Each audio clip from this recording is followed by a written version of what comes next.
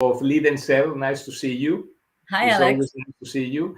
Your lightning today is better than my lightning, but there are specific reasons. I'm outside of my office, so I'm right now in Athens, Greece. I'm not in Barcelona, and it's not an ideal place for what regards lighting and Yeah. but it is what it is. So, but it's nice to see you. We see you. We can see you. That's all that counts, and we can hear you. Exactly. And I think because we talked about that also in the last episode, because I'm preparing a very nice lighting in my office. Yeah. But a lot of times, we focus a lot of on the surface of things, and we forget the essence and the content. And I wanted to, what I always do, for example, I never put like a fake, Background. Yeah. a Yeah. fake Green background, screen. because I Yeah. want people to see I'm a real person on a real room, and I talk about real stuff. That's the idea. Yeah. I don't think anybody doubts that. Not everybody does that, and people are missing out there. So I'm here now in this office here in Athens. Um, So, what's the title today? It's why product knowledge is secondary for sales. So, clearly, that's your remit, and I'm very intrigued on what you mean by that, because product yes, knowledge. So, do we not need to know the products we're selling? Is that what you're trying to say? exactly. Let me explain, because that's an issue that I'm facing constantly with people that I talk with. And let me start with this. So obviously, this is a very super simplified statement. Okay. So by no means I want to say it's okay if you know nothing about the product that you want to sell. Okay. It's not what I'm saying. Okay. Yeah. It's Yeah. not what It's I'm better to saying. know a little bit. You need to know. Depends. you Okay. you need to know, ideally you should know every little detail and be an expert sales consultant in every stage of the sales process. Yeah. That would be the ideal scenario. Yeah. However, in reality, that's not the case. And what happens nowadays that makes things even more controversial is that the more the complexity of the products that we sell increases, Mm. so complex software solutions, complex physical products, robots with a lot of uh, functions and a lot of complexity, Yeah. the less important is the product knowledge, depending in which part of the sales process you are. And that is very important to understand that. And let me start with this. Okay. So the whole sales approach changed the last decade through the communication, through Mm. the media, Zoom. Online sales, internet. Yeah. Exactly, online sales, inside sales. Hmm. It changed drastically. Yeah. So we don't have anymore the situation where somebody walked inside how you call it, a brick and mortar store. He opened the door, and there was a gentleman that he knew everything about the product, Yeah. and he explained to him, and then he decided to buy the product. Mm. That scenario doesn't exist anymore. Oh, Okay, what it exists? still exists Yes, in it retail. exists. It Yeah. Yeah. exists. I'm sorry, Yeah. it was my mistake. It exists, but a lot of other sales Yeah. New are channels. happening. There's all the new channels. Exactly, all the new Mm. channels. So, what is happening now? Let's assume you have a software solution to sell. This software solution has most of the times a degree of complexity Hmm. that can be from a little bit complex till completely complex. Okay, now the first question that I want to ask somebody that says, no, no, you need to know about the product. My first question is, let's say we take the sales process from the first step to the last step. Do Hmm. you think the product expert, the IT expert that knows all the ins and outs of the product, is going to be the one that is going to place the cold calling necessary to attract the attention of the prospect so that he can explain to him the product. Do you think a person with that degree of education, and let me tell this also, in most of the times in the software industry, we encounter very nice, sophisticated people that are super introvert. Yeah. Are they going to place these cold calls where they have 10 seconds to speak to attract the attention of the prospect so that he can listen to them for the next 2-3 minutes about what it regards so that they come to the table? That is my first question. Because if you find those guys, you are a very lucky person, but I think it's going to be not that easy. Yeah. Now let's go a little bit further. Do you think it's appropriate?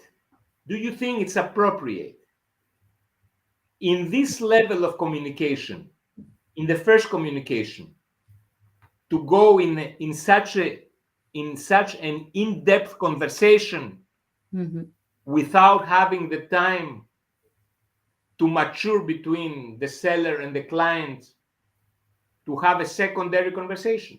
Are you expecting me to answer, or you have another question? No. Tell me your opinion. What are your thoughts? So my thoughts is, I think the first call is, first of all, you're trying to build a relationship with the client. You're trying to identify their needs. So you're obviously not going to be bombarding them with loads of technicalities on how whatever you're trying to sell them works. Whether I sell services, I don't sell product. And obviously I'm not going to start detailing how my services are broken down. I think the first call is to try and, first of all, see if the client is interested and try and understand what their needs are and if you can fulfill them, right? So I would imagine for the first call, you don't need to be extremely technical to be able to build that first relationship and get the next call.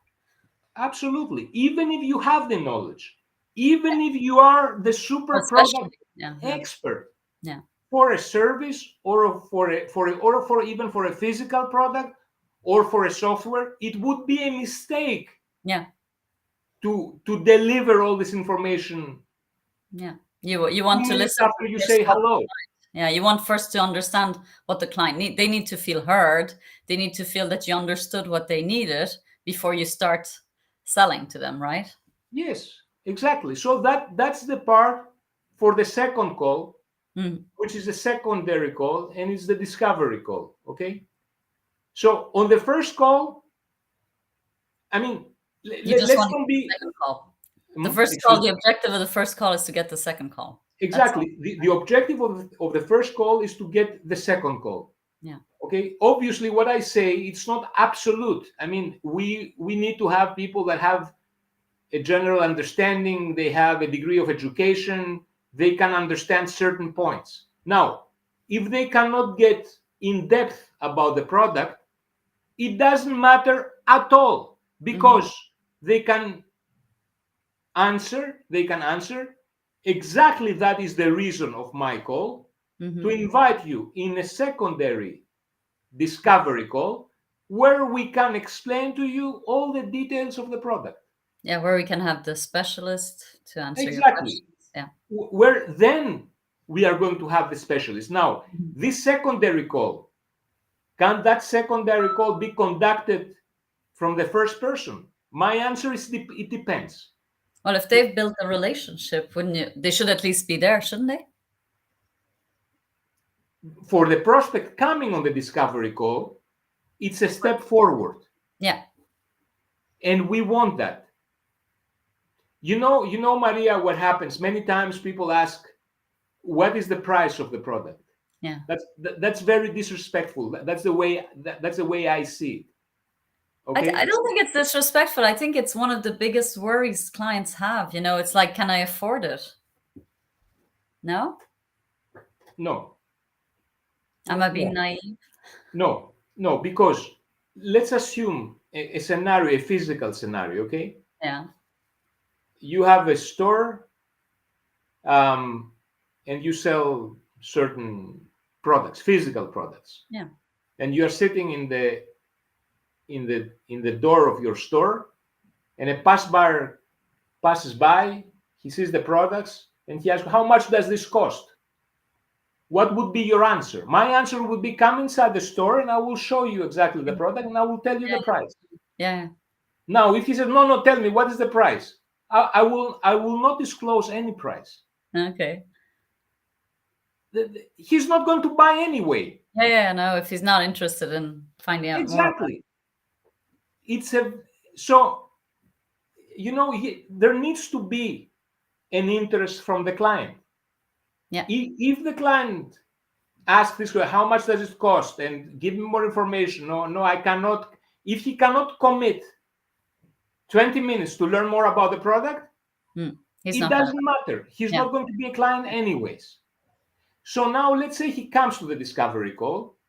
Can can this person that plays the call be the person that's going to explain the product? The answer is depends on the complexity, of course. Mm. Yeah. Depends on the complexity. Now, on the secondary call, obviously you need to have a product expert to be able to explain the product, Hmm. but this product expert needs to have also some sales skills. Yeah. Yeah. Because he's going to close the deal. Maybe he's not going to be the person that is going to close the deal, but is the person that is going to take this discovery call to the next step, to Hmm. the person that is going to close the deal. So a raw product explanation from a computer freak that tells all the details of the product, No, we don't call them freak. We call them nerds. the computer nerd. Okay, I don't want to. Yes, I mean, I like the computer people, and I have to say that if I was 17, I would study computer science. I love them, but I think they lack really on soft skills. So most of them, at least. Maybe So social skills. Maybe.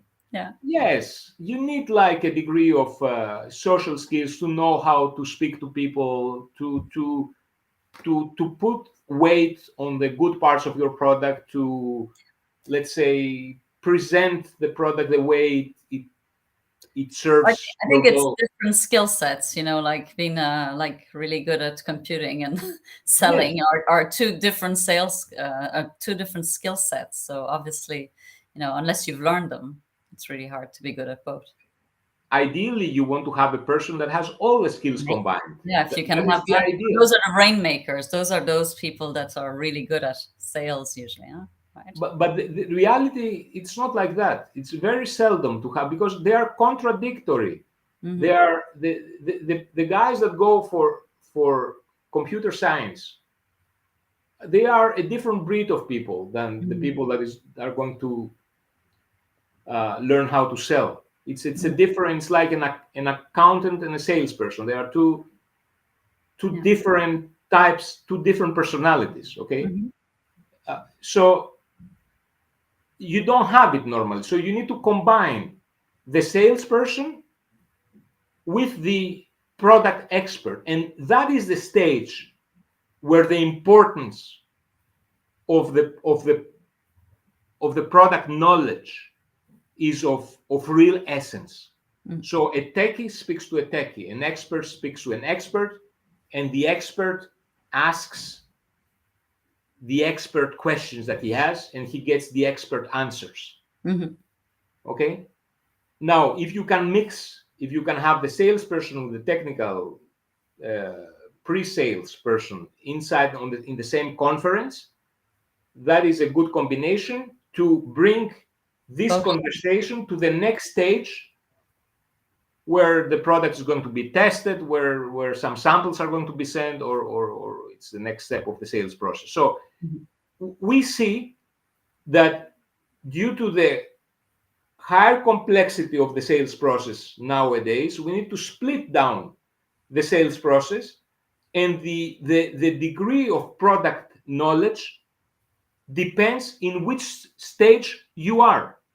Mm-hmm. what I say many times, and I have this example, and I hope this good friend of mine, he sees us now. He, because I told him that it's a story. It's a story. I will tell you the story very very shortly. So back in the day when I was selling food for restaurants, I was selling food here in Greece for restaurants. Okay, so we were visiting hotels, restaurants, and we're selling them food, cheese, oil, that kind of stuff. So we stopped in a semaphore, how you call it, At a at the light. traffic light, Traffic and light, it's very common here that some gypsy kids, they come to sell you some stuff when you stop in there. And the sales manager of this company, so the sales manager was driving, he stopped, he says, those kids are the best salespeople that exist. And that stuck in my mind. And I have to say this, if you sell oranges yeah. or if you sell high technology, the sales process is the same. Mm-hmm. Many people maybe won't like that. And obviously, that's a super simplification Right. again, Yeah, yeah, just to make a point. yeah. Just to make a point. It's the sales process and the sales skills The same. that Yeah, it's the same. You matter. need the same skills, right? Yeah. It's a science. Mm-hmm. Selling is a science. It's a skill set that you need to learn. Some people have it more natural, other ones they can learn it. I think there is a lot of misunderstanding who is a good salesperson. Mm. People think the extrovert person, the person that speaks a lot, is a good salesperson. That's absolutely not true. Yeah, Actually, the contrary. yeah. It's the one that listens. Yes, you need to listen more and speak less. Mm-hmm.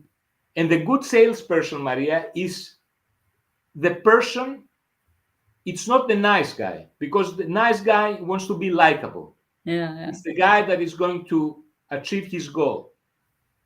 And he drives the conversation because he has a goal in his mind. Mm. And there come points where he needs to use his communication skills to achieve his goal. Yeah. So that might, many people are getting confused, many inexperienced Mm. people are getting confused. And I do understand if a product manager puts the whole value on the product knowledge. Yeah. I understand that. I can understand that. But I cannot understand if a sales manager or an entrepreneur or a CEO of a company sees more value in the product knowledge. That is something that it's, Mm. for me, it's a mistake. Yeah. I think the misconception about sales also comes from, we all have this image in our head of the sleazy car salesman, and I think that makes that's given sales a bad rep, huh? And therefore we all, I mean, I think even, I know me, as an entrepreneur, I worry that I come across too salesy, so it's something that concerns me when I'm speaking to clients. I want to make sure that I'm not too pushy, or so I think we are victim a bit of about this image that's been put out there for years, and that we've all seen and really don't want to identify to, right? It's also a cultural question, that, Maria. Yes, I also, yeah. mean, in the Anglo-Saxon world, its sales is seen positively. Yeah, So if you it's are true. in a different culture, it's not the same. So they Yeah. don't put But that much value. yeah, and though you wouldn't sell the same way to a British person or an American person, they have very different ways of Exactly. approaching things, even It's within the Anglo-Saxon world. Yeah. absolutely. It's also a cultural difference that Yeah. plays a role. The emotional factor. Mm. Humans are buying From emotionally, humans. Yeah, from humans. even if it is about B2B Mm. technological products. Okay, and, Yeah. and I don't want to use the example of a car, because on the car it's purely emotional. Yeah, yeah, yeah. But even if you go to purely where To you buy need some to tools. To buy tools. buy tools, it's also a degree of emotionality there. Yeah. Who is selling to you that? How much Mm. do you trust the company? So there are a lot of emotions. Mhm. The salesperson also. So if you have also a product, that is also a huge point here that a lot of people don't understand. And I can tell you that as a sales expert, I can tell you what I see. So you have a product. Um, this product has, let's say, 50 different characteristics. How are these characteristics being perceived from the person that hears about the product, Mhm. and how you present specific characteristics to specific people? Yeah. So there might be like an objective characteristic of the product that people don't really care. They Yeah. don't really care. They care about other things that are insignificant, but Mm. they play a major role on the decision making process. Mm. Yeah, and different people care about different things. Different people care about different things. And the challenge for an experienced salesperson is to understand What they what care. the other person cares about, what the other person wants to hear. So how do you find that out? That's a very good question and a very tough one. I don't have an answer. It's through experience. Through, It's is it through asking questions, asking the yes, client, right? Questioning the client, listening to what they're saying. asking questions and understanding the client and where he comes from. Yeah. Okay, and you can understand him. I mean, for me, I'm an old school sales guy, so I believe the best way to sell is to knock the door, open the door, and meet someone in person, Yeah. not Knock online. down the door. Yes, put your feet on the door and don't let it close. No, no, no. But human communication, because it's not only what is being said or what you can see through a video camera. Mm. It's the whole body language. Is Yeah. you Yeah, can it's tell. building a relationship and trust. It's building trust. There are a lot of little details Hmm. that if you are experienced, you can catch. The insecurities, if somebody likes something, if somebody wants to impress somebody else, Mm. if his position in the presence of somebody else Changes. Mm. changes and makes a compromise. Mm. So there are a lot of little details. You need to have the eye to understand those details. Mm. And that's the fascinating part of the art of sales. That's it's what I find the most interesting.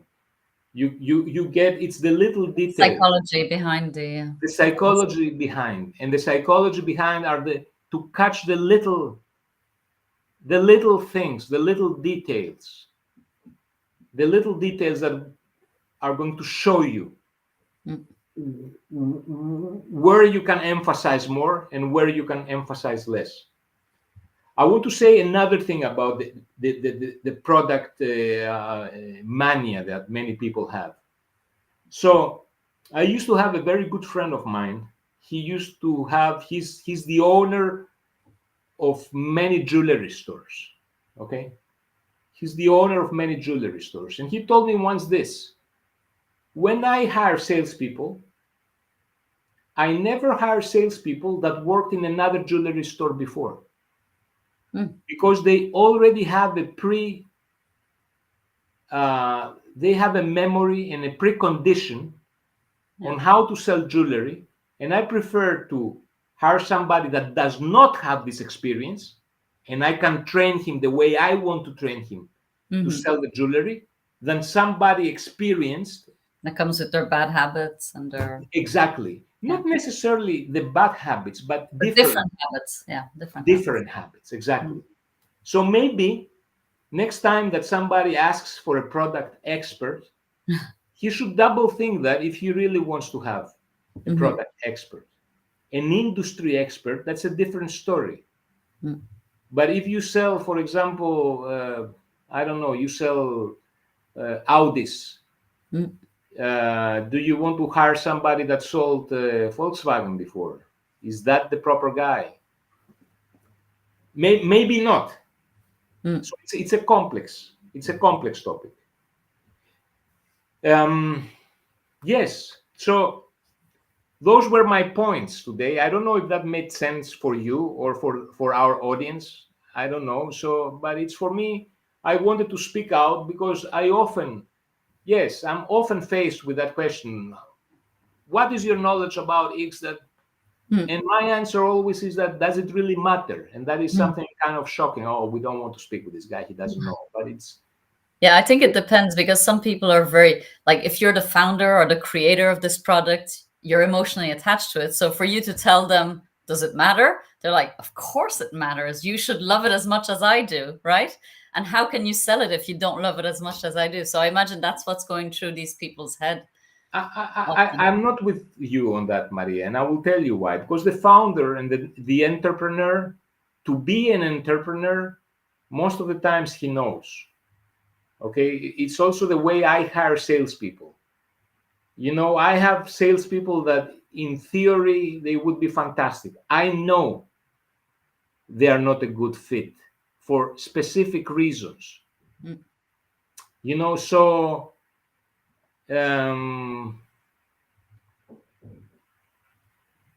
I don't think the entrepreneur is going to make that mistake. But the Well, maybe not CEO the entrepreneur, maybe. but I think the person who's very close to their product, right? The person who's created Yes, it. You were talking about emotions early on. I think there is an emotional attachment. And, I used to work with people who were specialists in arts and things and different categories of art or jewelry or things like that.